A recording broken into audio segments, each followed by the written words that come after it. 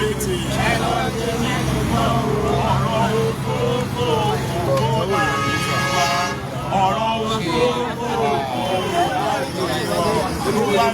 security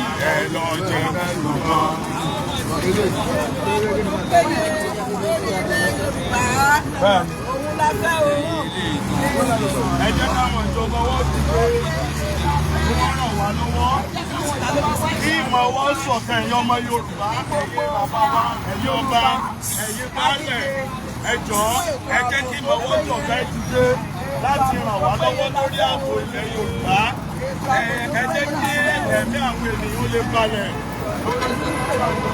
Ẹgbẹ́ pílẹ̀kàdì sókè yẹn. Ètò ààbò ilẹ̀ Yorùbá àti orílẹ̀-èdè yìí lápapọ̀ lọ́jọ́ wá lógún. Àfẹ́ máa jáde pẹ̀lú ìbẹ̀rù. Àfẹ́ máa jí àwọn èèyàn wa gbé kí wọ́n máa gba owó lórí wọn. So nítorí ìdí èyí la fi jáde wá. Gbogbo ọmọ Yorùbá tó wà nílé lóko. Ẹ̀yin náà ti dé. Ẹ jẹ́ kí ìmọ̀ ó ṣọ̀kan. Ẹ pe àwọn aráalé yín. Ẹ pe àwọn aráàlú yín. Ẹni tí wọ́n ti wọ́n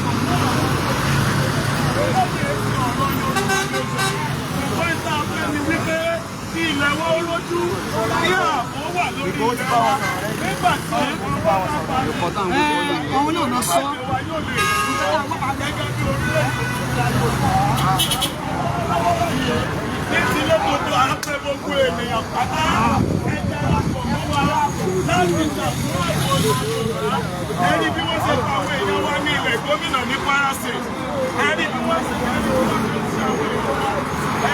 èèyàn wa ní Òkun ní Yàgbẹ̀ local government ẹ̀rọ àwọn èèyàn wa ní Kogi báyìí ẹni bí wọ́n ṣe ń terrorize wọn mi ò lè wá kú ò lè joyè ilé bàbá ẹ̀ gbìyànjú káde síbẹ̀ oníwọ̀n sí dáadáa ìtọ́ bá gbá náà ni wàá gbá iná ló máa kẹ́ ẹ̀yin náà jáde wá gbogbo ẹ̀yà ará àdúgbò gbogbo yín la pè a ò dá sí àjọ wà nínú ìlú ni so ìrọ̀rùn bí òun ni ìrọ̀rùn ẹ̀jẹ̀ so kí gbogbo wọn lè gbé ìgbé ayé àlàáfíà ẹ jẹ́ ká dìde a mọ̀ wípé bàbá wa ni pírẹsidẹ̀ntì tó wà ń bẹ̀ lọ́wọ́lọ́wọ́ ṣùgbọ́n bí ìyá bá ń jẹ ọmọ tí bàbá ò bá gbà á ó yẹ kó mo lè ké bá bàbá ìgbé bàbá níbi tá a bá dé yìí ìyá yìí ti pọ̀ jù ẹjọ́ torí Ọlọ́run à ń bẹ gbogbo ìlú lákòókò yìí ẹjọ́ lè fún wa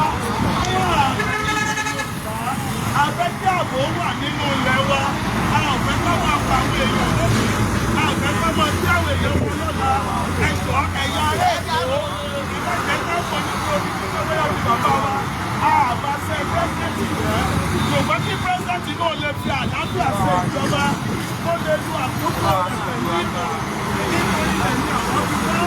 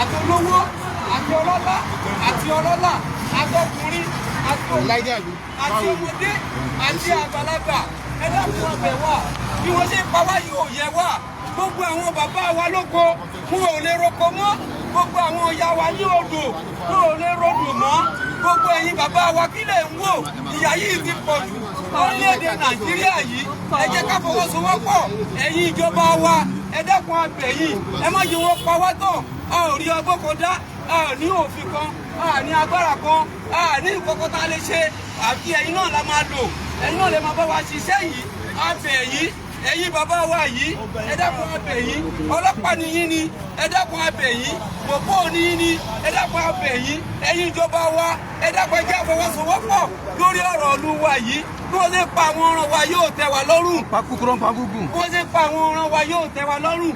wọ́n pa kúkúrú wọ́n pa gíga wọ́n jí gbígbé wọ́n jí wa gbé wọ́n bá àwọn ọ̀yà wa sùn wọ́n rẹ́pọ̀ àwọn ọmọ wa ọgbọ́n òun la fẹ́ fi ṣe é tí nǹkan yóò fi dohun ìtàn tàbí ní gbòòrò ẹ̀ mọ́ ẹ dákun abẹ̀yìn ẹ̀yin ìjọba wa ẹ̀ ń gbìyànjú ẹ̀ ń ṣiṣẹ́ yín ṣùgbọ́n a tún bẹ̀ yín lórúkọ Ọlọ́run Olódùmarè ẹ dákun abẹ̀yìn ẹ jẹ́ àjọ fọwọ́sowọ́pọ̀ lórí ìjọba ọ̀rọ̀ ìjọba wa yìí lórí ọ̀rọ̀ ìlú wa yìí lórí ọ̀rọ̀ orílẹ̀-èdè wa yìí tá a lè rìn bó ti ká rìn mọ́ lábàgbéra látẹ̀kọ́ tá ń lọ Ẹdó wàhálà ni láti Èkó lọ s'Ọ́yọ́ wàhálà ni ní Long Bridge wàhálà ni gbogbo ilẹ̀ Yorùbá pátápátá gbogbo Nàìjíríà ẹ̀yin ẹlẹ́tọ̀ ààbò ẹ̀ ń ṣiṣẹ́ ṣùgbọ́n iṣẹ́ yín wọn ò jẹ́ ó yọ ẹ dákun abẹ̀yìn iṣẹ́ yín wọn ò jẹ́ ó yọ gbogbo ìgbà làwọn kidnapper ń pọ̀ gbogbo ìgbà làwọn ajínigbé yìí ń pọ̀ jù gbogbo ìgbà ni wọ́n ń jí ọkùnrin gbé gbogbo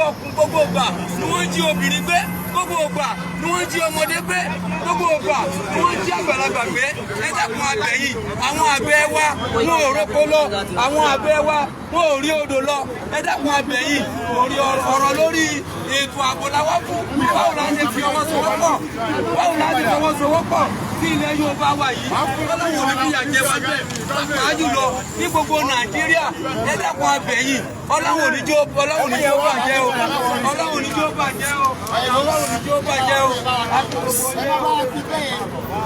Bàjẹ́ àwọn ọmọ yẹn wọ́n fẹ́ fi lé sílẹ̀ ẹ̀ òbí bàjẹ́ àmọ́ fún yìí. Àwọn ìyá wa. À ń bẹ gbogbo ìjọba Nàìjíríà à ń bẹ̀ wọ́n kí wọ́n jọ kí wọ́n fi yèyé nú kí wọ́n gbà wá lọ́wọ́ ikú tó ń pa wọ́n. kọ́ wà lẹ́yìn tó fún mi. Ẹ jọ̀ọ́ à ń bẹ̀ yín ní o ẹ̀rẹ̀ látọrí wá pé kẹ́ ẹ gbà wá kẹ́ ẹ fún wa ní ààbò ètò ààbò tó péye gidi lójú òpópónà wa nínú igbó wa ní gbogbo ìgbèríko àti nínú ìlú wa àwọn àgbẹ̀ orí bí lóko mọ́ ebi wa bẹ̀rẹ̀ sí ní pa gbogbo àwọn aláìní. expert sẹ́yìn dáadáa fún wa a máa lè capture kìíní. ẹgbà wa lè dá ṣe àfẹ́yìn náà lè máa bá wa ṣe ẹjọ́ àwọn ènìyàn wa ń ké wípé wọ́n ń pa wọ́n gidi wọn ò lè lóko wọn ò lè lódò mọ́ ebi ń pa àwọn aláìní àwọn tó wà nínú gbọ́nà ebi ń pa àwọn tó wà lábúlé ebi ń pa wọn àwọn tó wà ní gbèríko ebi ń pa wọn torí wọn ò lè ṣoko mọ́ wọn ò lè ṣọ̀gbìn mọ́ ẹjọ́ àṣàánú wa àwa ń torí pé ní ìlú wa ẹ fún wa létò ààbò tó péye lórí ilẹ̀ wa ẹ fún wa létò ààbò tó péye lórí wa ẹjọ́ àmọ̀ pé ìjọba ló lè ṣe ìjọba náà ló lè gbà wá àwọn náà ló lè lọ́wọ́ sí wa.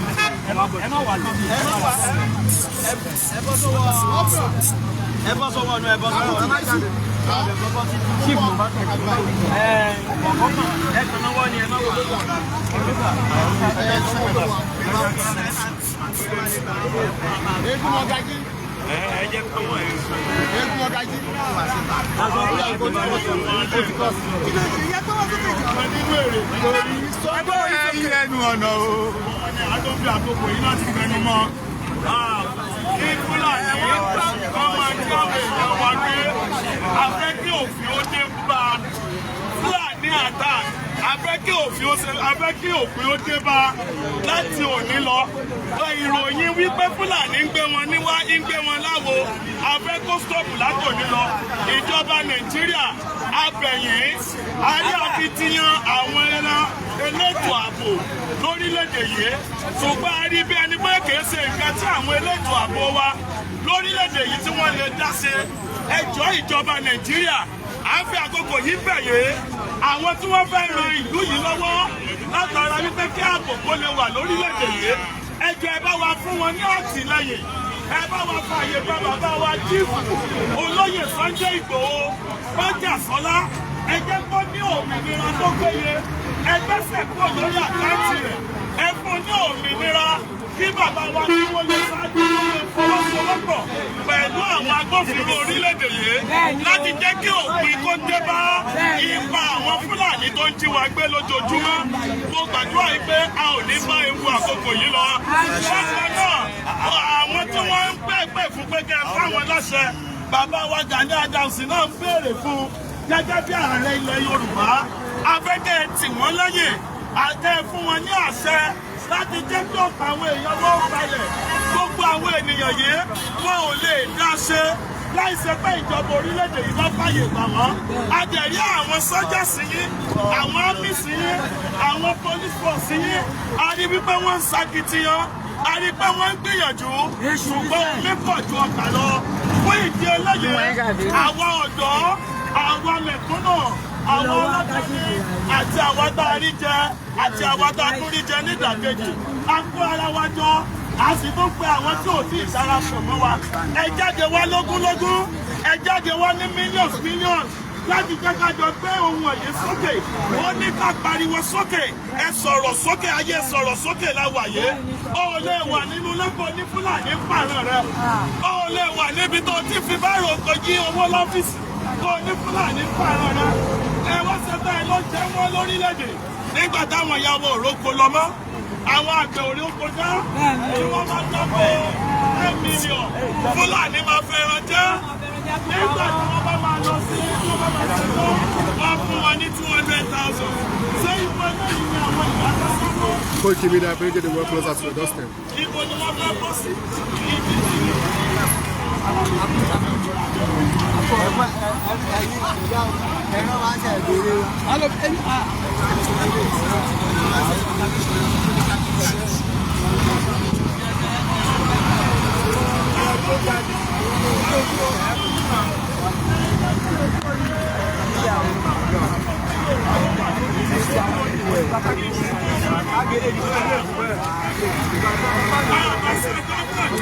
Ṣùgbọ́n kí ṣe wọ́n mọ̀ bá àbàjẹ́, òun náà àwọn náà ṣe wà nílùú lónìí. Nítorí kí iṣẹ́ àwọn pírẹ́sẹ̀tì wọ́n mọ̀ bá àbàjẹ́, òun náà àwọn náà fi kóra wájọ. Ẹni tí ò sí ti sọ ọmọ stéètì yìí bẹ́ẹ̀ àwọn tó ti tẹ àti ìlú gbójìnà débí wọ́n wọ àbíbí lónìí nítorí wípé ilẹ̀ bàbá wọn jẹ wọ́n lógún. Ẹ̀yin ènìyàn wa lọ́kùnrin lóbìnrin, ẹ túyàyà ẹ jọ gbogbo ibi tó bá ti ń pè láti sọ́kù àwọn Fúlàní ajínigbé àti ètò ààbò tó mẹ́ẹ̀. Ẹ má jẹ́ ká pa sẹ́yìn o, ẹ má jẹ́ ká sáwọn, ẹ má jẹ́ ká sáwọ́dá. Gbogbo ìgbà tó ń gbé sọ́kẹ̀kọ̀ nìkan ni kò máa ṣe é, sọ́kẹ̀kọ̀ nìkan ò lè dá sí o. Ẹni mo rí sọ́kẹ̀kọ̀ nìkan ò lè dá sí o.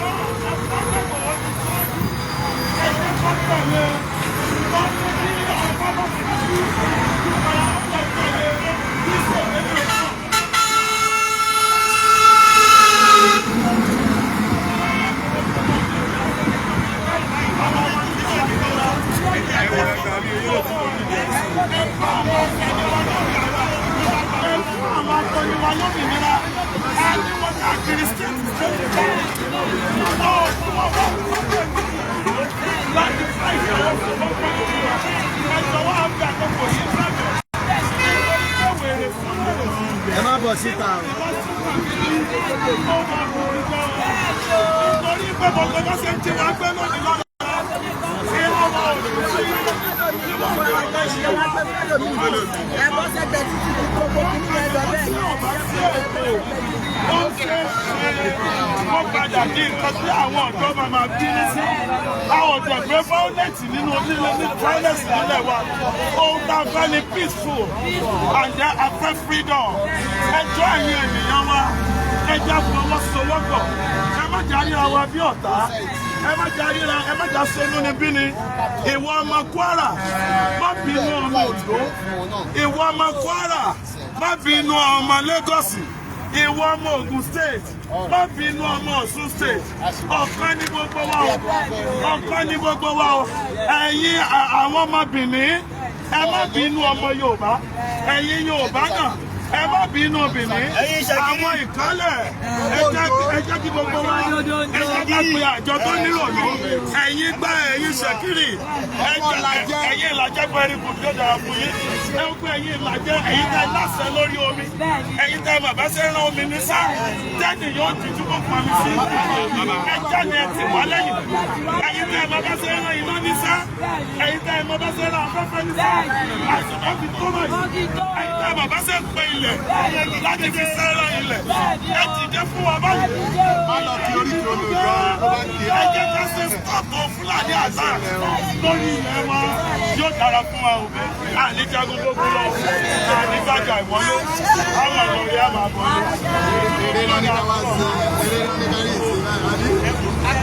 Lọ kí oríkì omi pátápátá gbogbo ẹ̀yin àbí gbogbo ẹ̀yin ẹ̀fọ́ wa gbogbo ẹ̀yin àbí gbogbo ẹ̀yin àti lọ pátápátá gbogbo ẹ̀yin àbí bàbá wa tí mo pẹ́ẹ́tẹ́ẹ̀tì tó ń lò ní àbí akínyìn ẹ̀kọ́ iṣẹ́ takuntakun àbílẹ̀ ṣe lórí ọ̀rọ̀ ìlú wa kò ní bàjẹ́ wọlé lórí o àkókò yóò ní bàjẹ́ ẹ̀mí yóò kú bàbá wa tí ẹ̀ ṣe dínà ọkàn yóò balẹ̀ ẹ dákun apè yìí lórí ọ̀rọ̀ àwọn ìjọba wa ìjọba wa yìí ẹ dákun ẹ bá wa ṣe ẹ dákun ẹ má jẹ́ ó bàjẹ́ ẹ má jẹ́ lòó túkà ẹ má jẹ́ ẹmọ Ọlọ́run ní jẹ́ ká ṣìṣe nípa ọ̀rọ̀ olúwa yìí wàhálà yìí ti pọ̀ jù nípa bá ṣe ń jí ni gbé bó ṣe ń jí ni pa bó ṣe ń jí àwọn ọmọbìnrin wa bó ṣe ń bá wọn sùn lákọ oríṣiríṣi wàhálà yìí pọ̀ lórílẹ̀‐èdè wa yìí pàápàá jùlọ nílẹ̀ Nàìjíríà bàbá wa Tinubu tó jẹ́ pírẹsidẹ́ǹtì tòní ẹ dákun apèyìn abẹ̀yìn ẹ dákun ẹjí bìrì sórí ọ̀rọ̀ ìlú wa ẹ dákun abẹ̀yìn gbogbo àwọn tó jẹ́ àwọn ọlọ́pàá gbogbo àwọn agbófinró pátápátá gbogbo yín ni abẹ̀ ẹ dákun ẹjí ẹ má jẹ́ kó bàjẹ́ ẹ jẹ́ ká fọwọ́sowọ́pọ̀ lórí ọ̀rọ̀ ìlú wa bó ṣe ń jí àwọn èèyàn gbé bó ṣe ń kidnap àwọn èèyàn bó ṣe ń pa àwọn ènìyàn àwọn bàbá wa ò rí oko lọ mọ́ àwọn ìyá wa ò rí odò lọ mọ́ àwọn ọmọ wa ò rí ìgbésí ayé tó ní kókó ṣe mọ́ níṣẹ́ ni wọ́n ń rèpù àwọn ọmọ wa báwo la ṣe fẹ́ ṣe ọ̀rọ̀ yìí dọwọ́ ẹ̀yin ìjọba wa ó dọwọ́ àwọn ọmọ ọdún náà nígbàgbọ́ ẹ jẹ́ ká jọ ṣe kó má bàa bàjẹ́ ẹ Ọlọ́run ní jẹ́ kẹ́ ẹ ṣiṣẹ́ bàbá wa Tinubu apèyí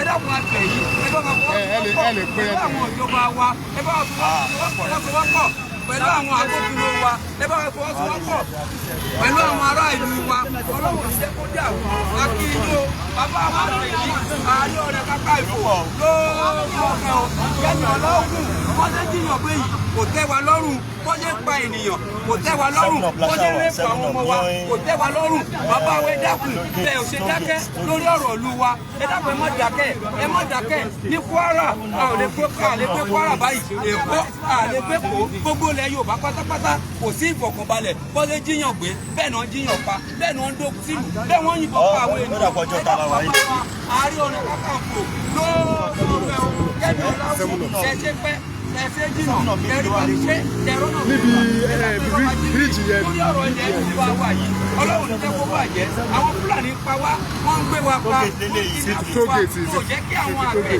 kò jẹ́ kí wọ́n rògbò lọ kò jẹ́ kí àwọn ọ̀dà wa kò jẹ́ kí wọ́n gbé odò lọ kò jẹ́ kí àwọn ọmọ wa kò jẹ́ kí wọ́n gbé gbèsè ayé rọrùn ẹ dákun abẹ̀yìn gbogbo àwọn arìnrìn àjò láti Kwara dé Ìlọrin láti Ìlọrin dé Lagos láti Lagos dé Ògùn káàkiri gbogbo àgbáyé àwọn Fúlàní wọn ò jẹ́ ká gbádùn ayé wa ẹ dákun abẹ̀yìn ẹ̀yin ìjọba wa abẹ̀yìn ẹ̀yin ọkùnrin ìjọba wa abẹ̀yìn ẹ̀yin obìnrin ìjọba wa abẹ̀yìn ẹ má jẹ́ kórílẹ̀-èdè yìí dàrú ẹ dákun Ọlọ́run ní jẹ́ kó bàjẹ́ ẹ dákun akí ẹ kú iṣẹ́ ìjínigbé ìpànìyàn ní Kwara yìí àti gbogbo lẹ́nu ọ̀gá Ọlọ́run ní jẹ́ ká ṣòfò ọmọ Ọlọ́run ní jẹ́ ká ṣòfò aya Ọlọ́run ní jẹ́ ká ṣòfò ara wa Ọlọ́run ní jẹ́ ká ṣòfò ìyàwó wa ẹ dákun Ọlọ́run ní jẹ́ ká ṣòfò àwọn bàbá wa Ọlọ́run ní jẹ́ ká ṣòfò àwọn bàbá ìyàwó ìyá wa náà ẹ dákun abẹ̀ wá ẹ jẹ́ ajíbìrì lórí ọ̀rọ̀ ilẹ̀ Yorùbá lórí ọ̀rọ̀ Nàìjíríà lápapọ̀ ẹ má jòkó ọdẹ abẹ̀yìn Ọlọ́run Olódùmarè yóò bá wa tó o. ẹ ṣe kí wọn orúkọ tèmi ní Gbedani tí o bá. Ẹsẹ̀ bá bìrì mà ẹjọ́ ní wọ́n fi ẹjẹ́ ìgbà bò mí.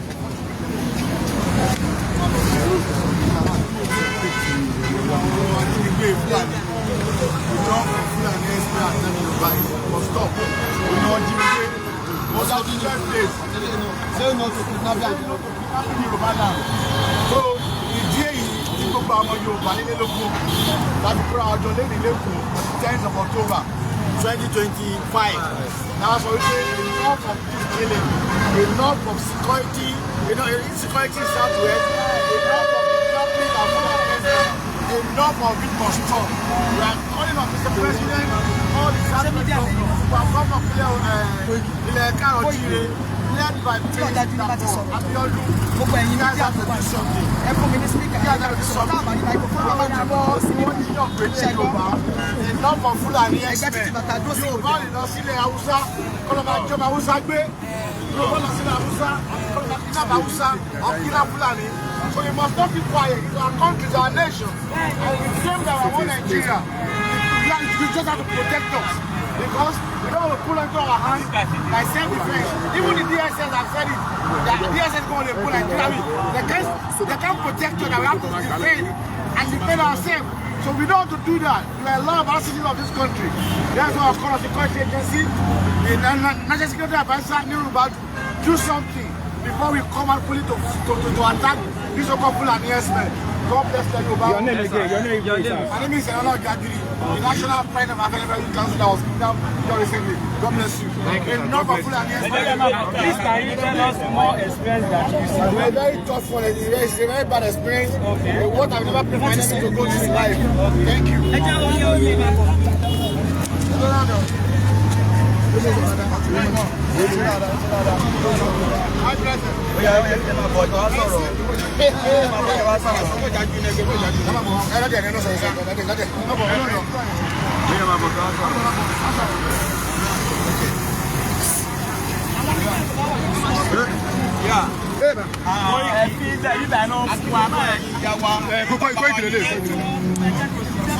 Koiki Media bringing the work closer to your doorstep.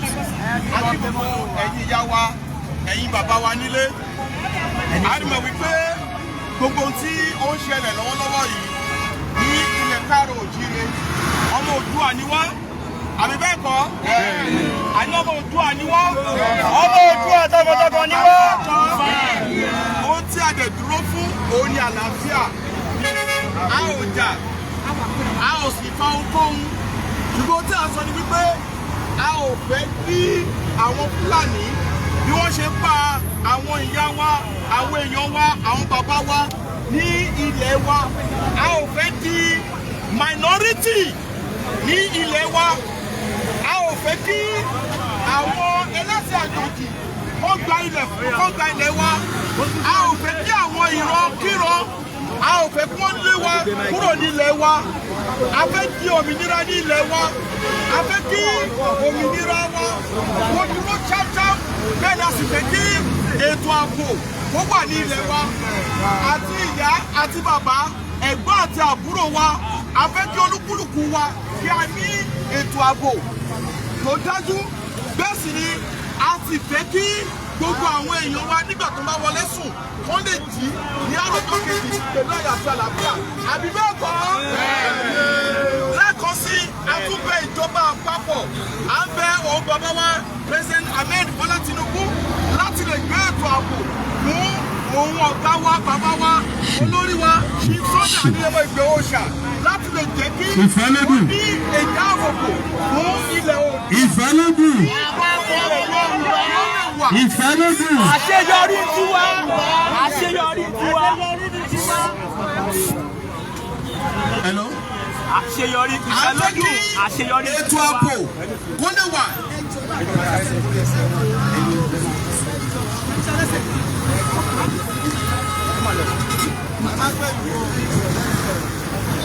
Ọmọ Yorùbá ni wá o.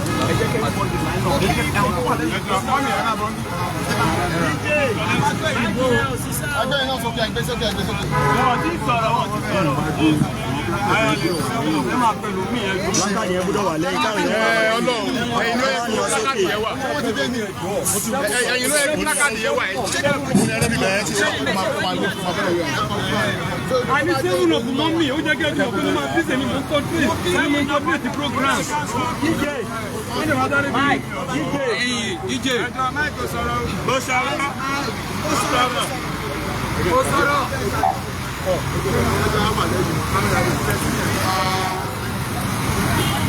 Hello, Miami.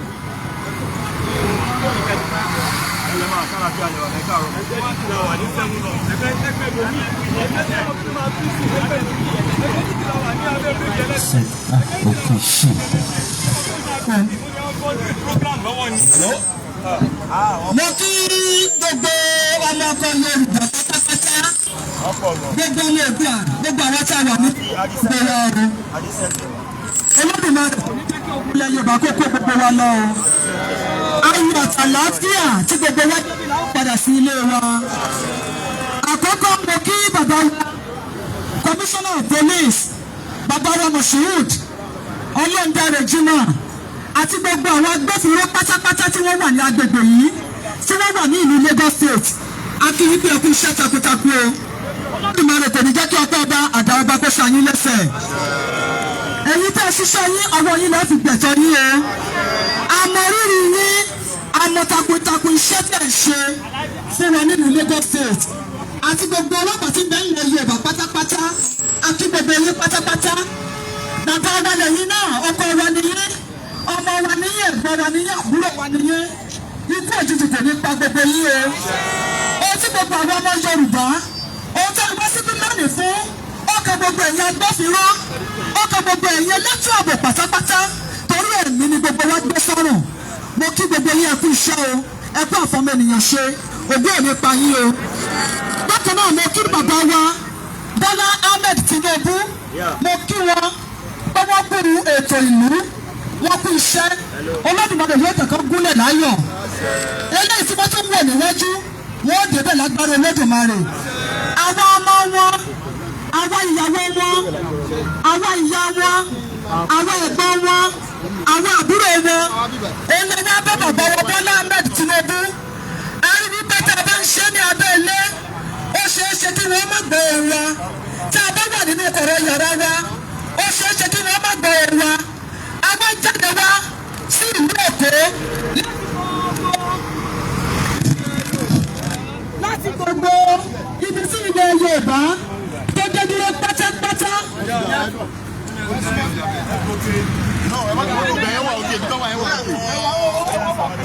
Ẹ má wọrí.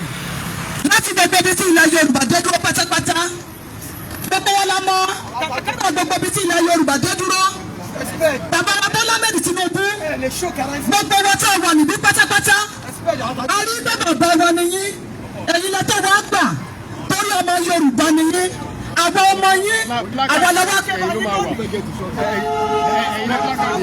àwọn ọmọ yín Ẹ fún wa ní máìkì, bá ti máìkì lọ nínú. Ẹ fún máìkì ní wàhálà o.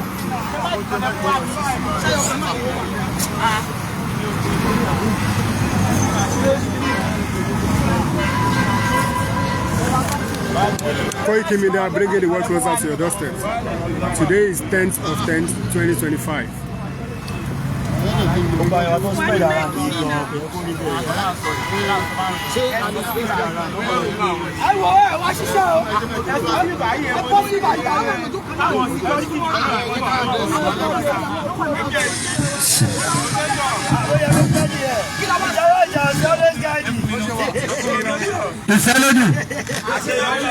Ìfẹ́lódùn ẹ jọ gbogbo àwọn tá a bá torí nǹkan yìí wá síbí báyìí ẹ jẹ́ ká súnmọ́ bí báyìí ẹ jẹ́ kí gbogbo wa súnmọ́ bí báyìí ẹ jọ nítorí Ọlọ́run ohun tá a fẹ́ ṣe àìpẹ́ ẹ jẹ́ kí gbogbo wa súnmọ́ bí àwọn tá a bá wà ní tó jẹ́ torí nǹkan tá a ṣe wá rèé ẹ má jẹ́ ká ń gàrà káàkiri ẹ jẹ́ ká máa bọ̀ níbí ẹ jẹ́ ká súnmọ́ bí yàtọ̀ sáwọn security wa ẹ jẹ́ ká súnmọ́ bí báyìí ẹ jọ. Ìfẹ́lódùn pípa ní security nìkan ni kó wà lẹ́yìn gbogbo anybody tó wà lẹ́yìn outside eré àyè gbogbo yẹn máa bọ̀ bíbá wáyé pé torí tí kò tẹ̀ ṣe wá afẹ́ gbogbo yín kẹ́ máa bọ̀ bíbá ní sísìsìsì gbogbo yín ẹjọ́ ẹ̀yin ìyàwó ẹ̀yin bàbá wa ẹ̀yin brothers and sisters wa sọ ẹjọ́ ẹ máa bọ̀ bíbá yìí àwọn security nìkan ni kò mú tiwa ní gbogbo ìjọ ó wà lẹ́yìn ẹ̀ tó bá wọṣọ ilé. ẹjọ́ gbogbo máa bọ̀ bíbá yìí and it take much time ẹjọ́. gẹ́gẹ́ bí mo ṣe ń sọ lọ àgbà ọmọ yín làwọn àgbà yín bàbá wa Bọ́lá Ahmed Tinubu èyí náà fi wípé gbogbo àwọn tá a wà níbí tá a jẹ́ ọmọ ọkọ Yorùbá gbogbo wa la dìbò fún yín kí ẹ fi wọlé a rí pé bàbá wa a rí pé bàbá wa ni yín a rí pé ọmọ wa ni yín ó ní òwe ọmọ ẹni ò ní ṣèdí bẹ̀bẹ̀rẹ̀ káfílẹ̀ kàfíìdì ọmọ ẹni mìíràn bàbá wa ẹ̀yin àgbàlagbà lọ́sọ wípé ikú tó ń pa ojúbẹ ni òwe ńlá ló ń pa fún ni. bàbá wa ilẹ̀ Yorùbá ń sunkún fún ẹ̀jẹ̀ ilẹ̀ Yorùbá ń sunkún fún ẹ̀jẹ̀ ẹ̀jẹ̀ ìpànìyàn ti pọ̀ jù àwọn Fúlàní ò jẹ́ ká sinmi ní ilẹ̀ Yorùbá bí wọ́n ṣe ń pa kúkúrú ni wọ́n ń pa gígùn wọ́n ń pa ọmọdé wọ́n ń pa àgbàlagbà gbogbo ẹni tó bá lọ sóko kò ní ìfọ̀kànbalẹ̀ ṣe ni wọ́n ń pa wọ́n tìrantìran ni gbogbo ẹni bá lọ sódò kò sí ìfọ̀kànbalẹ̀ bàbá wa àwọn asopọ̀bà yín ni àwọn abẹ yín ni akẹgbẹ́ yín ni ẹgbẹ́ omijé wa abiyamọ ni wa ènìyàn sátọ̀ wá ẹ wá ń gbàwọ̀ sílẹ̀ lọ́wọ́ ìjọba Fúlàní àwọn ọmọ Yorùbá kọ́ ni ìkọ́kọ́ ni wọ́n ń pa o bí wọ́n ṣe ń pa náà ni wọ́n ń pa àwọn ọlọ́pàá wa àwọn ọlọ́pàá náà níyàwó nílé wọ́n dàpọ̀ ní bàbá nílé wọ́n ní ìyá nílé ẹnìkan ló bí wọn ẹnìkan ní ìyàwó wọn ẹnìkan làwọn ọmọ tí wọn náà àwọn aláàbò wa náà wọ Fúlàní ń pa wọn wọn ò mọ ẹlẹ́sìn Kìrìsìtẹ́nì wọn ò mọ ẹlẹ́sìn Mùsùlùmí wọn ò mọ tó ní àbáláyé wọn ń pa wá nílẹ̀ Yorùbá bàbá wa Bọ́lá Ahmed Tinubu abábẹ̀yìn ni arígbé ẹ̀yìn nìkan lẹ́lẹ̀ bá wọn ṣe ẹ dìde kẹ́ ẹ gbọ́ igbe wa kẹ́ ẹ gbà wá ẹ̀yin náà wọ ìṣẹ̀lẹ̀ tó ń ṣẹlẹ̀ ní ilẹ̀ Kwara lọ́wọ́lọ́wọ́ gbogbo ilẹ̀ Kwara kò sí ọmọ Yorùbá tó lè sùn tí wọ́n lè fún kò tí ẹsẹ̀ ní tó ń sùn ní ọjọ́ ẹnikẹ́ni ò lè bá oorun orí ìdúró lóníkálukú ọ̀wọ̀ tí lè fi mọ́ inú fún àyà fún olóníkálukú ń gbé nínú ilé olóko ò lè roko olódò ò lè rodò a ò lè jẹ a ò lè mú ọkàn wa gbọgbẹ nítorí ikú òjijì tó wọlé mú àwọn ọmọ Yorùbá bàbá wa Tinubu abẹ̀yìn ni aròyìn ni ìjọba tó ń bọ̀ lọ́nà àwọn náà la ń dìbò fún yín nígbà tó bá pa gbogbo wa tán tá a lè fẹ́ rí lẹ́yìn yẹn nígbà tó bá pa gbogbo ọmọ Yorùbá tán tá a lè fẹ́ dún tá a lè fẹ́ mọ̀ pẹ̀lú àwọn èèyàn yín àwa náà ní ti yín ẹ gbà wá a mọ̀ pé àwọn Fúlàní oríṣiríṣi ni ìran wọn àwọn tí wọ́n ń pànìyàn tí wọ́n sọ̀rọ̀ àwọn di terrorist tí wọ́n sọ̀rọ̀ àwọn di bandit tí wọ́n sọ̀rọ̀ àwọn di ajínigbé àwọn là ń sọ níbẹ̀ a ò sọ àwọn tó da nínú wọn torí gbogbo ẹ̀ ti dà papọ̀ abẹ̀yìn ni ẹ bá wọn jẹ́ kí ètò ààbò yìí ẹ bá wọn gbọ́ pé sókè ẹ bá wọn ṣe ìrónilágbára fún ètò ààbò nílẹ̀ Yorùbá kí ètò ààbò tó péye kó lè wà lórí wa tá a bá lọ sí ìrìn àjò ẹ̀rù á máa bà wá láti wọ mọ́tò láti ibìkan sí ibìkan ó yà ń pàdé ikú òjijì lọ́nà bàbá wa bẹ̀yìn ni àrùn ọ̀yìn ni gbogbo àwọn abiyamọ ajáde síta à ń pọ̀ wọn sókè pé ká ẹ gbà wá ẹ gbà wá. Bàbá wa Bọ́lá Ahmed Tinubu.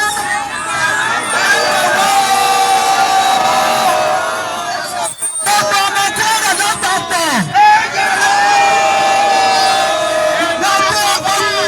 Gbogbo Ọ̀ṣun state lápapọ̀ wọ́n pariwo pé. Gbogbo ọmọ Ọ̀yọ́ ní tilé kankan wọ́n pariwo pé.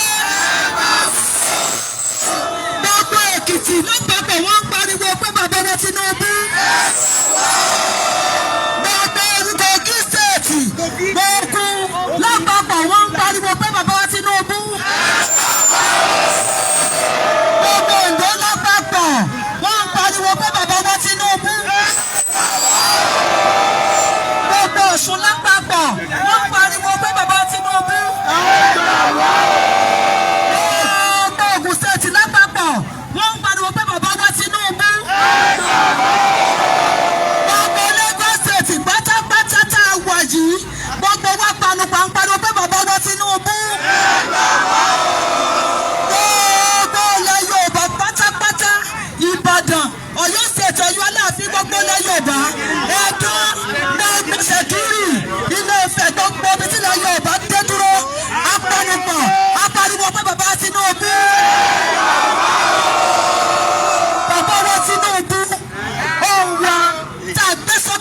lónìí á gbà pé abiyamọ nìyí á gbà pé bàbá wa nìyí á gbà pé tí ẹ bá gbọ́ eléyìí ẹ ó dá wa lóhùn ìtara abiyamọ ṣe yín ẹ ó gbọ́ nǹkan ṣe sí ọ̀rọ̀ wa ilẹ̀ Yorùbá ń bleed fún ẹ̀jẹ̀ ẹ gbà wá ẹ jẹ́ ká sùn pàfọwọ́ lórí ẹ jẹ́ gbogbo wàhálà tó ṣẹlẹ̀ yìí àwọn àgbẹ̀ wa ò lè lọ sóko oúnjẹ wọn ìyá wà nílùú ọkàn wa ò balẹ̀ obìnrin ló ń jìyà tó pọ̀ obìnrin ló ń jìyà tó pọ̀ jù ìgbà táwọn ọkọ wa ò bá lè lọ ṣiṣẹ́ láti mọ́wọ́ wọlé fún àwọn aya àti ọmọ ẹ kí la fẹ́ jẹ bàbá wa ẹ gbà wá ẹ jẹ́ káwọn àgbẹ̀ wa ó lè lọ sóko kí wọ́n ṣe nǹkan ọ̀gbìn kó jẹ́ ọ̀pọ̀ nílùú ẹ gbà wá àti rówó iléèwé san àti rí nǹkan ọbẹ̀ rà àti jẹun ẹ̀mẹ́jì lójúmọ́ ó gbógun fún gbogbo ọmọ Yorùbá àgbẹ̀ wa sókè àtúnṣe yìí pé ẹ gbà wá.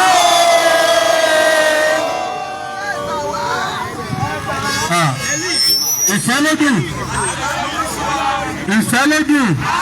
Ẹ wà níbà ká lè pìkẹ́ ẹ yẹ gbọ́ abẹ́. No, ẹ ká pìkẹ́ ẹ wà bẹ́ẹ̀ ẹ ká pìkẹ́ báyìí. Ó yá. No. Ọjọ́ wa ló bẹ́ẹ̀ ni.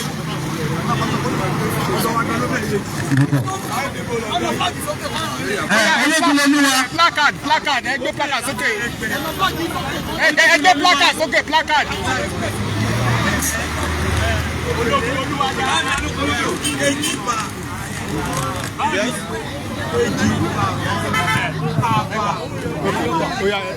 Ẹ súnmọ́ kápíkì yín pẹ̀lú wọn. Ẹ bọ́ síbẹ̀ kápíkì. Ẹ bọ́lẹ̀ kápíkì yín pẹ̀lú wọn bẹ̀rẹ̀. Bàbá.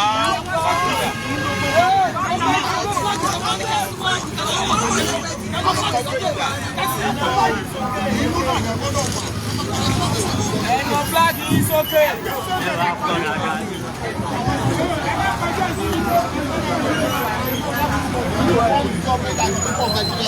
This is likely to happen. Finally, it happened. There was a massive riot that culminated in 5 years of interregnum for Nigeria. This is the third one now, and I will take you down a minute to say 1963, 1993, 2023, 2025. And we are asking them to stop the Fulani attacks now. Stop the Fulani attacks in Yoruba land now, so it does not become something worse. When the Yoruba start replying and responding, that is just basically what it is. So I think the government is not doing enough. If government is doing enough, then it should have been nipped in the bud by now. Government is not doing enough, and we know we are capable of defending our land. We have our own objectives. Láti gbogbo ẹ̀jẹ̀ wa ìpàdé sí bàbá wa Tinubu pé kó ń gbà wá lẹ̀ ó ti sú wa ìlú lẹ́nìjẹ́ ta ló ṣe ọ̀pá náà pẹ̀lú ogun ẹ̀ bẹ́ẹ̀ ní ìgboro wọ́n ṣe aláàbò lọ́rùn àwọn Fúlàní. Ẹnìkan ló ń fa ẹ̀ ṣe ẹ̀ live report wọ́n report as false information. Sọ́ọ́pà ọlọ́pàá tó ń pa vigilante tí àwọn ará ìlú fẹ́ sọ.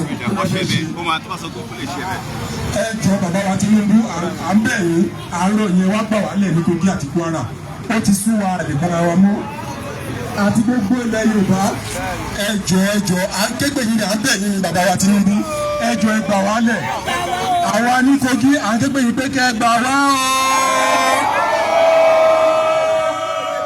Ààrẹ nílẹ̀ òkun ní Kogi àbẹ̀yìn àìtòrò Ọlọ́run ẹ̀rọ gbàrà nílẹ̀ o ẹ̀ àgbéjà ìrajà o ó ti súnra o ẹ̀ àrò wà lọ́wọ́ o àbẹ̀yìn gbogbo ẹ̀yìn security forces Nigerian Army, Nigerian Air Force, Nigerian Navy, Nigerian Police kò yọ ẹ̀yin náà sílẹ̀ family yín wà ní Kogi ó wà nílẹ̀ oko ó wà ní gbogbo ilẹ̀ Yorùbá o kò yọ anybody sílẹ̀ wá tí gbọ́ngbà tó ń gbé general kan l'Abuja. If a general in Nigerian army can be kidnapped and be shot at, who are we the bloody civilian? Ẹ jọ̀ọ́ nítorí Ọlọ́run ẹ gbà wálẹ̀ ó ti sú wa ẹ wá gbèjà wa já o. A tún wá lo àkókò yìí láti wá tọrọ kinní kan lọ́wọ́ gbogbo ìjọba Nàìjíríà.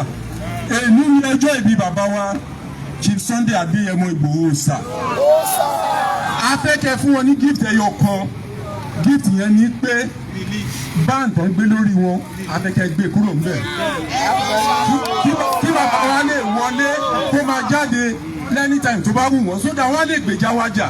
A ní trust nínú wọn pé tó bá ní freedom ìyà tó ń jẹ wá ní Kogi ìyà tó ń jẹ wá kò ní jẹ wá gbé ìyà tó ń jẹ wá nílẹ̀ Yorùbá kò ní jẹ wá gbé. Tó ẹ jọ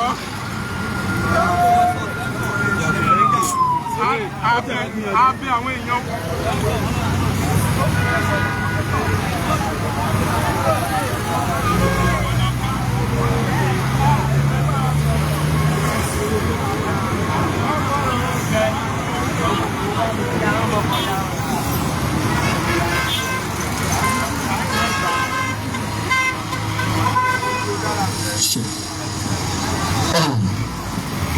Ẹ ṣeun gẹ́gẹ́ bí mo ṣe ń sọ lọ pé gift ta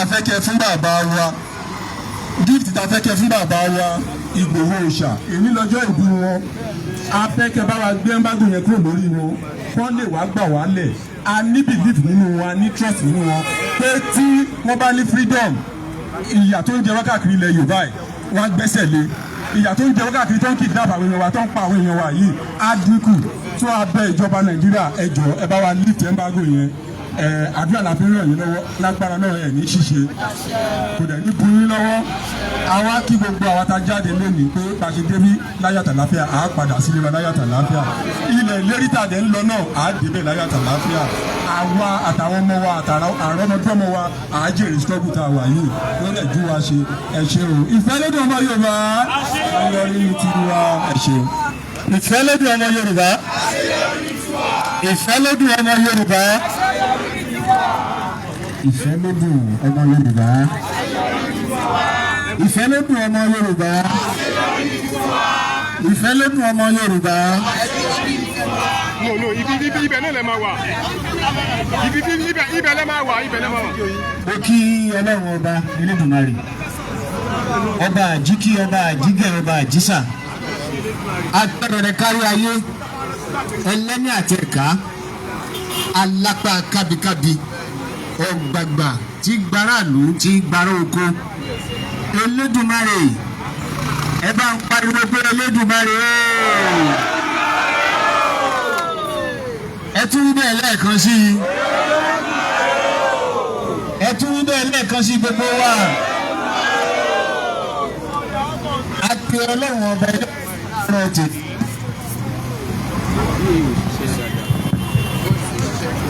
kó wá gbóhùn àwọn ọmọ rẹ̀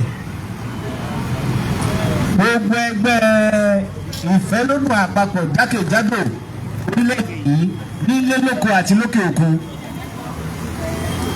láparapọ̀ sínú Èkó lénìí láti wá pe Ọlọ́run ọba láti gẹ̀ ẹ́ ní tí ó sì dá wa lójú pé Ọlọ́run Elédùmarè ti gbóhùn wa bẹ́ẹ̀ ni àbí bẹ́ẹ̀ kọ́ àwa kí ààrẹ wa bàbá Jagaban of the world President Bola Ahmed Tinubu aṣíwájú the Jagaban of our time à ń kí bàbá ọmọ olódòdó wípé wọ́n kú orí àpèrè tí wọ́n jókòó sílẹ̀ Nàìjíríà àwọn ọmọ wọn ní gbogbo ilẹ̀ Nàìjíríà náà lápéjọ síbí ọmọ Ọ̀yọ́ wà ń bí Ògùn state wà ń bí Ẹdó wà ń bí Kwara state wà ń bí Kogi state wà ń bí Ọ̀yọ́ state Èkìtì Ọ̀ṣun state gbogbo apáta lápéjọ síbí tó rà mọ̀ wípé pípéjọ wá yìí tí a bá wá bí a ti ṣe wá yìí ó dá wa lójú pé bàbá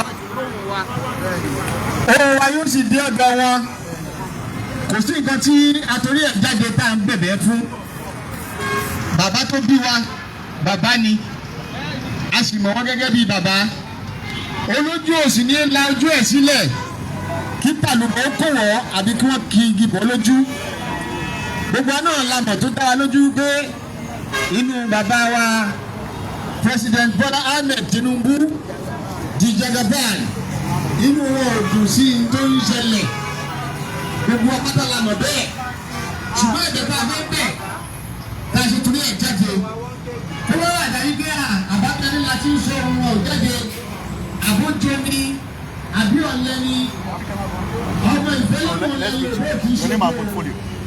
Orúkọ mi ni Prophet Ológunlolúwa.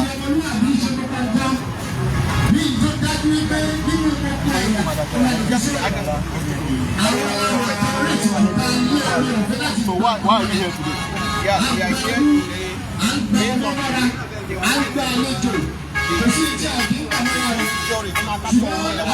that's going on right now. So we want the end of all the insecurities in our lands to be end right now. And we got to most of the things that is now in our land, we don't want to happen again. We want the government, and we talk about our securities. We want them to hand over to one of our leaders, local securities. That is in terms of to secure our land. Because right now we can all know, we can all see what is going on in our land. We don't want to become minority on our land anymore. And by saying that we don't want to be in our land again, it means that we don't want them anymore. They have been intruders. They have been covered everywhere in our land. They have surrounded all our land. And we don't want them right now anymore. So we appeal to the government that we want security in our land, and that is the reason why the Yoruba people are gathered today to tell the government that we don't want insecurity in our land again. We want security. We want, you can imagine, on our land, our fathers, they can't go out. Our mothers, they can't go out. Our children are being kidnapped. Our women are being raped. And no security anymore in our land. And if Fulani want to take over our land, that is what we don't want it to happen in our land. We don't want that sort of problem. And that is why we are calling the government to do something about it. Because we Yorubas, we are very intellectual. We have potential, integrity, and a woman feelings. And that is why we don't want any war. And that is why we are called on our president, President Ahmed Bola Tinubu, to do something. We are not running away from war. That is not the fact. We are not running away from war. But we don't want war in Yoruba land. You understand? We don't want war in Yoruba land. That's why we call on the President Ahmed Bola Tinubu to do something on time before it gets out of the hand. We are tired. We are not afraid of anything. All the Fulani people in Yoruba land, we don't want them anymore. We don't want Fulani in our land again. Enough is enough. They are killing us every day. They are killing us all the time. We don't want all this again. So that's the reason why we got here to this point today, to let the government know that enough of all this thing on our land, we don't want it anymore. If they want peace, we have to stand for the peace, and we don't want anyone. We stand for peace, and we remain for war. That is it. Thank you so much. So your name again? My name is Prophet Ológunlolúwa.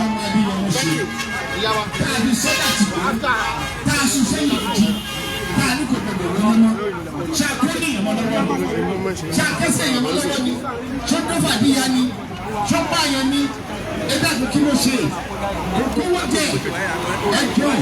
Orí ìdọ̀bálẹ̀ ní gbogbo wa wà àtìkúlẹ̀ kí wọ́n bá wa fún bàbá wa Májàsọ́lá ní freedom kó lè yan fọ́ndà gẹ́gẹ́ bí ọmọ ilẹ̀ Yorùbá gidi gẹ́gẹ́ bí ọmọ ilẹ̀ yìí gidi ní ìtọ́jẹ́ pé ẹ̀rù Sunday Igboho ní gbogbo ilẹ̀kílẹ̀ tó bá wọlé dé láì tí ìgbà rárá tẹrú tọmọ àlejò wọ́n mọ ṣákíjokíjo ni bẹ́ẹ̀ ni jìnnìjìnnì á bá inú oko bẹ́ẹ̀ ni jìnnìjìnnì á bá ẹranko inú igbó.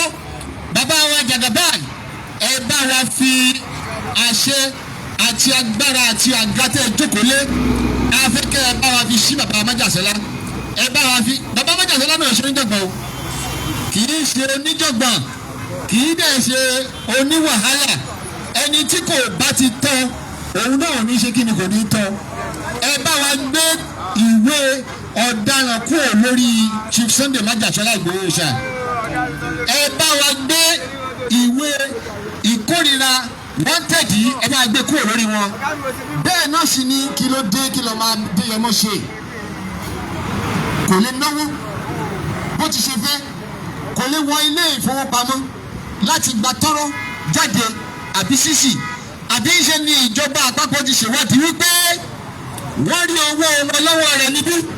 tí ò bá ti wá rí bẹ́ẹ̀ à ń tún fi eléyìí náà pèpè ẹ dẹ́kun ẹ jọ̀wọ́ ẹ bá wa gbé ẹsẹ̀ kúrò lórí àkáǹtì Májàsọ́lá ọmọ Adéyẹmọ kó lè ní oore ọ̀fẹ́ òun náà níyàwó ńlé tó fẹ́ náwó lé lórí ó bímọ ó ní àwọn ẹbí tí ó jẹ́ wípé òun ni breadwinner lé wọn ẹ dẹ́kun tí kò bá lórí ọ̀fẹ́ láti lọ gbọ́ owó jáde kó ná bó ti ṣe fẹ́ báwo ló ti fẹ́ ṣe ètò ìṣàkóso inú ilé ẹ̀ gbogbo iṣẹ́ tó ń ṣe àti bísínẹ́sì ẹ̀ nílẹ̀ yìí gbogbo ẹ̀ ló ti tọwọ́ délẹ̀ à ń bẹ̀ yín o ẹ̀yin lẹ́sẹ̀ wípé tó tó ṣe bí òun wípé ọmọ ẹlò oníṣèlú bẹ̀rẹ̀ wọ́n fi lẹ̀kẹ́ síbi ọmọ ẹlòmíì ẹ̀yin àgbààgbà wa nílẹ̀ káàrọ̀ òjúre àti gbogbo ilẹ̀ pátápátá nílẹ̀ Nàìjíríà à ń bẹ̀ yín ni o àtẹ̀yin lọ́balọ́ba ẹ̀yin lóyèlóyè ẹ̀yin lọ́lálọ́lá ẹ̀yin onígbìmọ̀ ẹ̀yin amòfin ẹ̀yin agbófinró ẹ̀yin adájọ́ tó bá ṣe bẹ́ẹ̀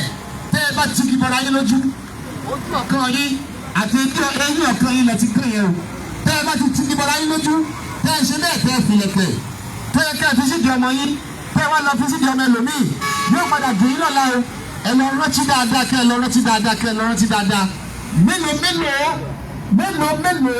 nínú àwọn akọni wa nílẹ̀ yìí ló jẹ́ wípé wọ́n ti rọrùn àṣàǹtẹ̀ lórí irúfẹ́ ìrìnàjò báyìí ṣùgbọ́n ẹ má jẹ́ ká fi gbẹ́nu sọ̀rọ̀ tán àwọn ń dáàbò bó tiwọn àwọn amúbọ̀ ọmọ tiwa à ń lè fẹ́kùn gbàjẹ́ ẹ dákun nígbà tí wọ́n bá mú aṣọ tí wọ́n kà lára wa tán tí wọ́n sọ wá di oníhòòhò tán tí wọ́n wá wọlé tiwa wọ́n mọ̀ wá mú wa wọ́n mọ̀ pa á bí ẹran à ń fi ilé ìsọ fún ìjọba wa wípé a ò kì í ṣe oníjàgídíjàgan ṣùgbọ́n tí ọmọ rẹ̀ yìí tí gbogbo wa tá a bá ní síta bá kú ògiri Today is 10th of October 2025.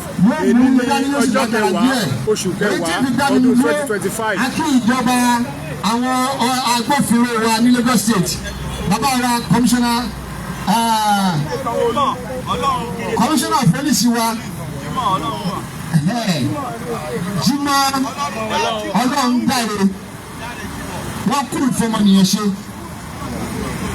ọmọlúwàbí ni wọ́n jẹ́ kí á mọ̀ wípé gbogbo apáta náà lọ̀rọ̀ yìí kàn pẹ̀lú ọ̀rọ̀ ìtùnú àti ọ̀rọ̀ ìwúrí tí wọ́n bá wa sọ táwọn náà sì tẹ̀lé bẹ́ẹ̀ ṣebí ó wà nínú òfin nínú ẹsẹ̀ orílẹ̀-èdè yìí wípé ìjọba àwarawa là ń ṣe government of the people by the people and for the people.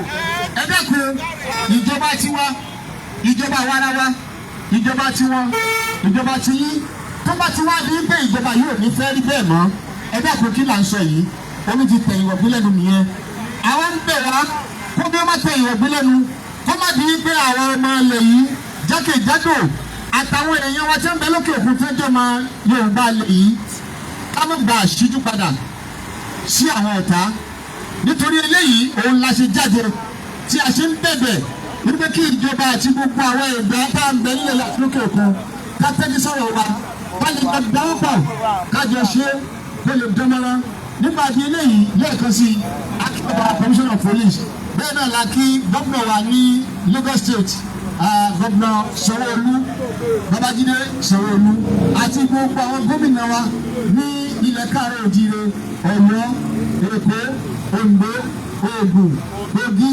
Kwara àti Ọ̀ṣun gbogbo yín náà la kí o ẹ wá parapọ̀ ọmọ Yorùbá kì í ṣojú o ọmọ Yorùbá Ọ̀yọ́ náà ń bẹ nínú àwọn gómìnà tí a ti kí bẹ́ẹ̀ náà la kí gbogbo àwọn lẹ́balẹ́ba náà ẹ jẹ́ ká padà nínú èmi jọ ìwé òjò ní èyí tí gbogbo wa ń ṣe káàkiri ọba alágbájá ẹ tẹríba fún ọba làkàṣègbè kájọbalẹ̀ fáwọn ìrákùnmọ̀ sọ kí kánága kí la fẹ́ gbà ń bẹ̀ ẹ rántí ogun Èkìtì parapọ̀ ẹ má jẹ́ kó tún ṣẹlẹ̀ o èyí tó ń bọ̀ yìí tí a bá tètè panupọ̀ ká parapọ̀ kí ẹ̀yin bàbá wa náà kẹ́ ẹgbẹ́ ẹ̀bẹ̀ wa ká bá àwọn agbésùnmọ̀mí yìí sọ̀rọ̀ kí wọ́n ti agbẹ́tẹ́mọ́wọ́ tí ó bá di wípé a bá kan ògiri tá a kan ògiri tá a yíjú padà yóò fẹ́ lágbára díẹ̀ o nípa di eléyìí a kí gbogbo àwọn tá a jáde wá tá a jẹ́ ọmọ ìfẹ́lódùn jákèjádò gbogbo ibi tí oníkálukú wa ti jáde ilé wa ọ̀nà wa kò ní bàjẹ́ o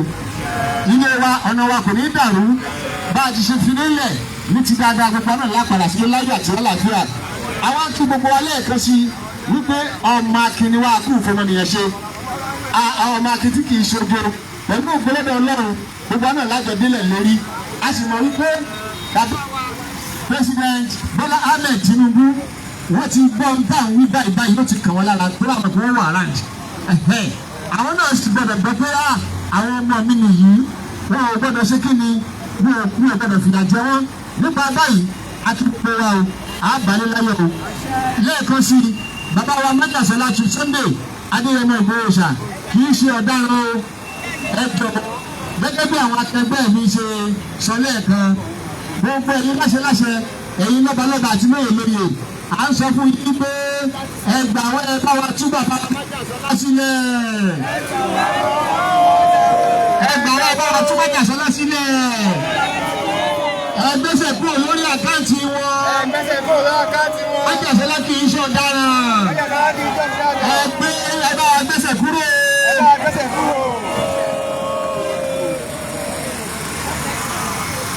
Koiki Media bringing the world closer to your doorstep.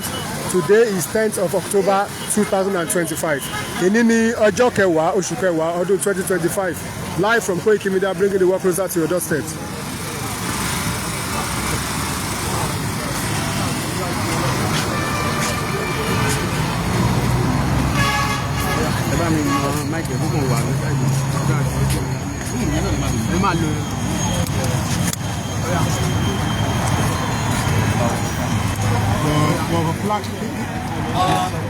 mo kí gbogbo nílé lóko ó yẹ káwọn oní yẹn wà lẹ́yìn àwọn káàdì ó yẹ kó gbé plákà sẹ́yìn wọn. bàbá mi gbogbo àwọn ìyá mi mo kí gbogbo àwọn àbúrò mi lọ́kùnrin lóbìnrin lọ́mọdé lágbà.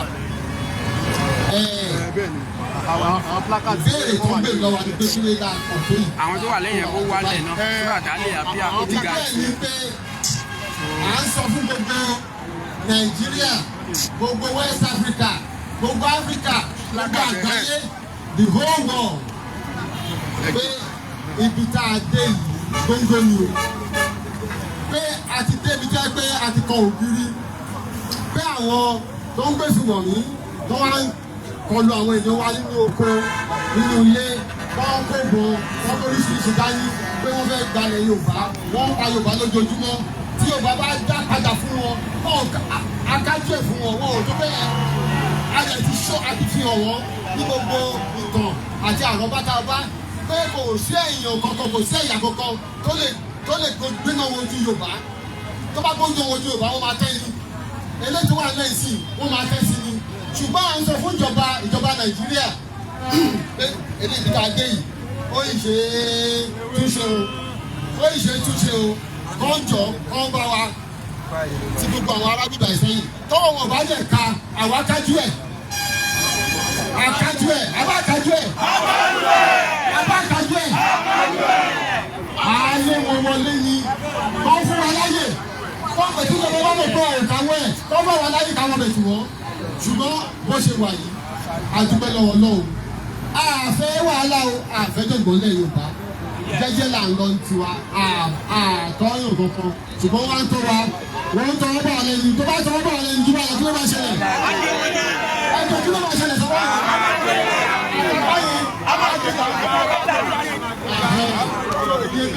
ìdí ẹ̀ka fi kún ká fi wà nínú yẹn ní Kwara State ní Kogi State ní Òkè Ògùn ní Ọ̀yọ́ State wọ́n ń dá àwọn èèyàn wa láàbù wọ́n ń pa àwọn èèyàn wa wọ́n ń gbé wọn ní tìwọ̀n mi wọ́n ń wo oko wọ́n lé àwọn àgbà fún oko wọ́n lé àwọn èèyàn wa fún ilé wọn nínú abúlé wọn abúlé ti tó lẹ́yìn tí ó kù sí.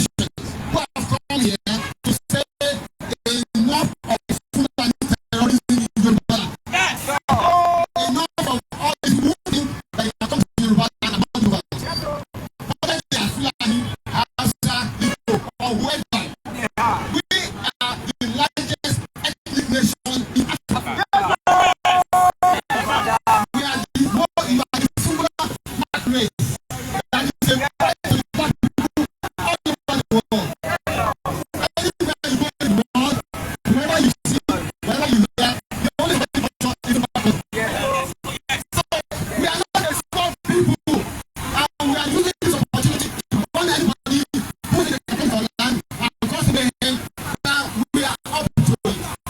And the president of Nigeria, President Bola Ahmed Tinubu, who happens to be one of us, we are asking him to please ask them to withdraw all these things now. So the president is coming up to you. Thank you so much.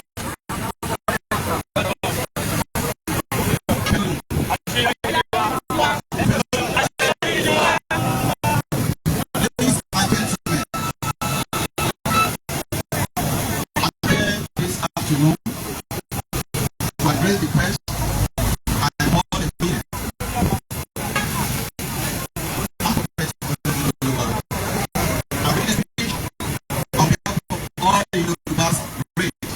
And I started here this afternoon as a representative of Yoruba in all world.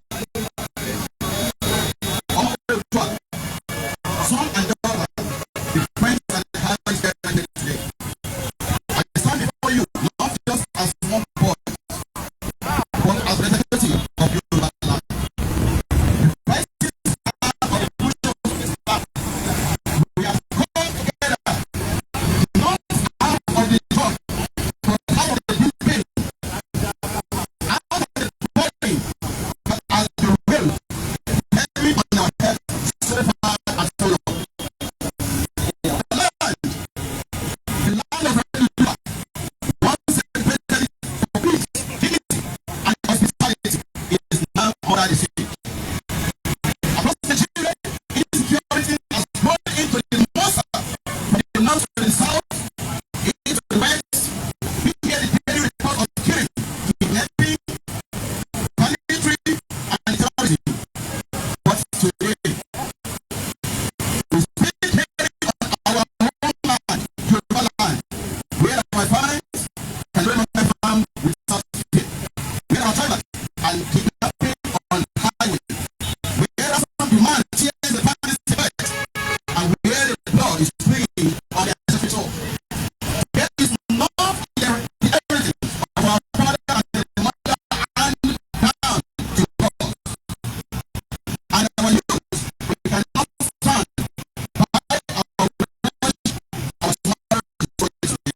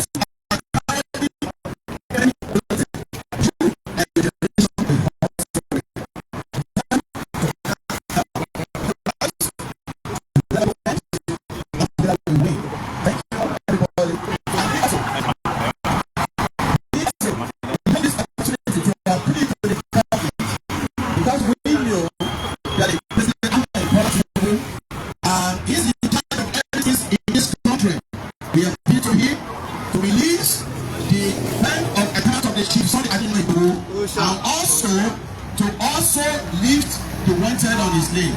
We know he can do it. It's our father. Koiki Media bringing the world closer to your doorstep. Èní ní ọjọ́ kẹwàá oṣù kẹwàá ọdún 2025 live at Toll Gate 7 of Lagos. Forces people attend to us. We proud of them. We say big thanks to the Commissioner of Police. And also, we let all the nations realize that we are not fighting anybody. We stand here for the peace. And we clamor our voice to the Nigerian and all the Nigerians, both old and diaspora, to know that we are the man of peace, integrity, honor, and potential. And we defend our name until we achieve all our goals. We thank you all. God bless you all. And we thank you as much as possible that Nigeria and all the Yorubas, we remain one forever. And we call on our leaders in Yoruba land to make sure that our land is safe. And we are not going to surrender our land to become minority on our land. Thank you everybody and God bless you all.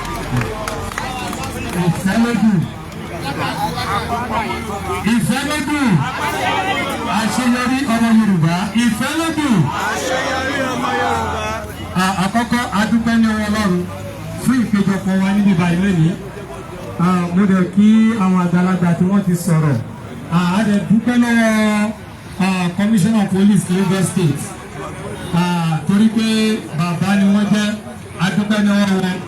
Bẹ́ẹ̀ náà dẹ̀ ni adúpẹ́ ní ọwọ́ bàbá wa Bọ́lá Ahmed Tinubu torí pé bàbá ń ṣe takuntakun ní orílẹ̀-èdè Nàìjíríà. Adúpẹ́ gan ní ọwọ́ wọn, ẹ̀mí bàbá náà máa gùn fún wa. Wá ṣe àṣeyọrí ní ipò náà tí wọ́n wà. Àwa fi àsìkò yìí náà bẹ̀bẹ̀ ni ẹ̀rí àwọn bàbá mi ti sọ̀pọ̀lọpọ̀ ọ̀rọ̀, àwọn èèyàn wa ti sọ̀pọ̀lọpọ̀ ọ̀rọ̀, àwọn ọ̀dọ́ náà ti sọ̀pọ̀lọpọ̀ ọ̀rọ̀, ṣùgbọ́n ẹ̀bẹ̀ ẹyọkan là ń bẹ̀.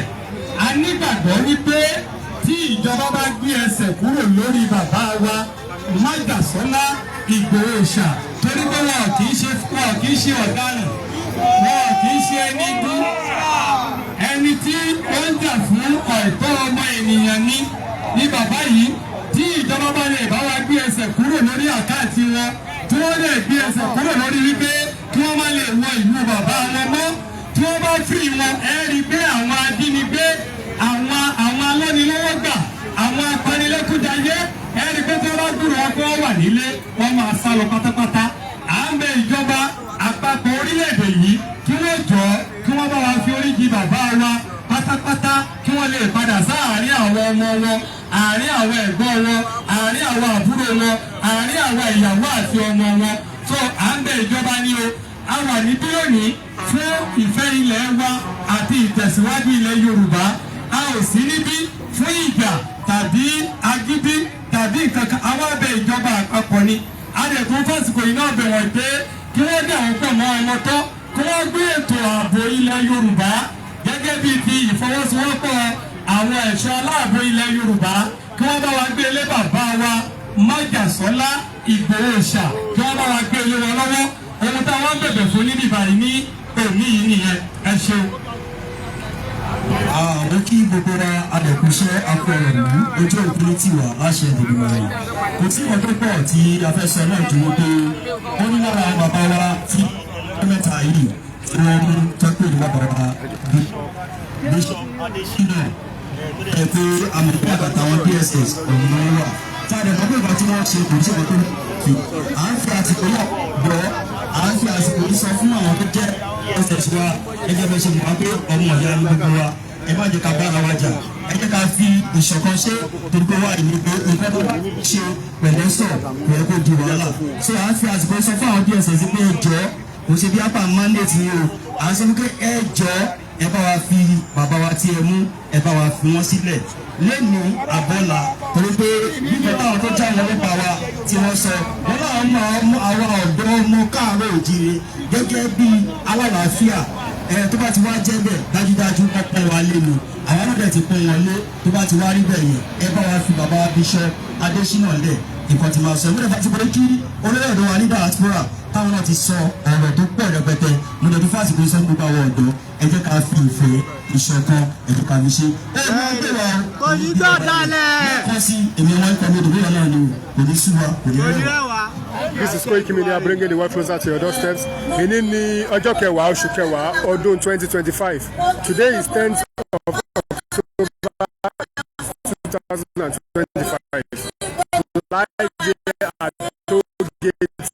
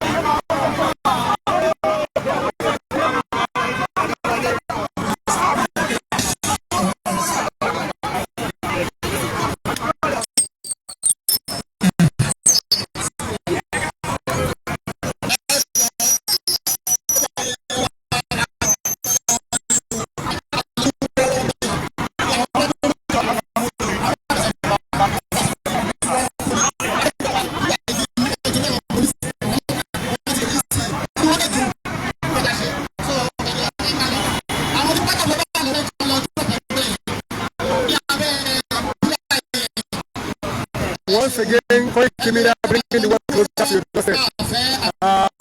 Èyí ni ọjọ́ kẹwàá oṣù kẹwàá ọdún 2025. Àwa níta àwa ṣe peaceful protest fún freedom fún bàbá wa. Olóyè Sunday Adéyẹmọ Ìgbòho ṣá. Àti àjẹpọ̀lọ́gbọ̀ fún ìpànìyàn tí àwọn agbẹnipa tí wọ́n ń ṣe lọ́wọ́ ní ilẹ̀ Yorùbá.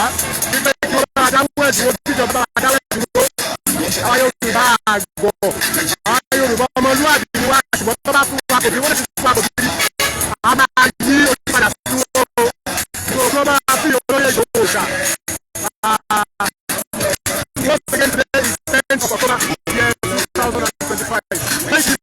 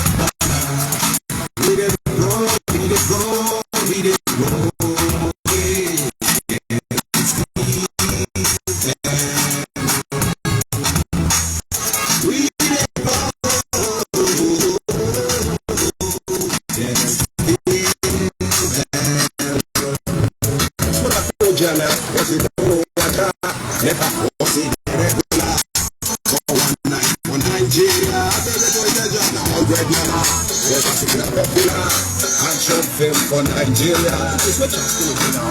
The big drive, by estate for Calabar, that Nanaderia Mafia. For Nigeria, everything's Jaga Jaga, Jaga Jaga. No man is Jaga Jaga.